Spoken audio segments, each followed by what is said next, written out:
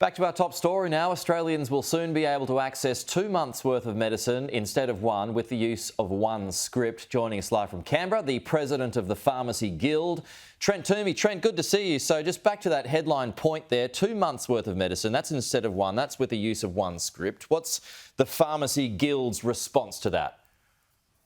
Well, sounds good, doesn't it? But the problem is there are 472 medicines listed on the Therapeutic Goods Administration's website that are just completely unavailable, Pete. So how do we give somebody 60 days instead of 30 when we can't get 30 in stock now? So it's a little bit of smoke and mirrors. We feel like it's a bit of a kick in the guts. We got a bit of a heads up they were thinking of doing this. So all of the pharmacists have been reaching out to their local MP saying, can you just pop down to my pharmacy, come into the dispensary, have a look at the list of out of stocks when I place my orders and I'm getting nothing.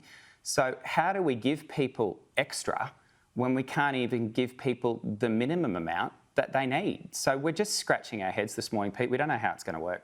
So is that the only problem that you've got? It's a supply issue for you?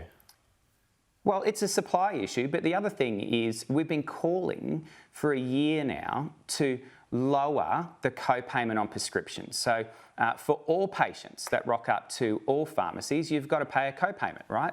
And we've been asking for that to be lowered because we know people are struggling week to week, paycheck to paycheck, and that would have helped all Aussies. What this initiative does is it only benefits 1 in 5. And not only does it only benefit 1 in 5, but what the government's saying to the local community pharmacist is you pay for it, you take the cuts. And this is going to cut $170,000 out of every local community pharmacy in Australia, which means they're not going to be open weekends, they're not going to be open at night. So, it sounds great in theory, Pete, but the system is struggling to meet the needs and demands of giving everyone just what they need. Double nothing is still nothing. And if this is the cornerstone of their cost of living relief for the health sector, then, I'm going to scratch my head and find out what else they're going to do, to help Aussies week to week. Do you agree with the criticisms that some have that it will lead to hoarding?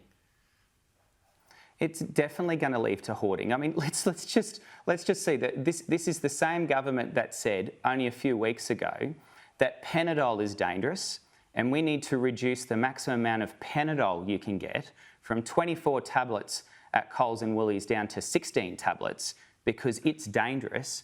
But you know what? If your daughter's on an antidepressant, she can have 2 boxes and we'll let her keep that in the bedroom. I mean, how is Panadol more dangerous, right, than your antidepressant? So I just think in that big ivory tower over in Woden, one floor needs to talk to another floor.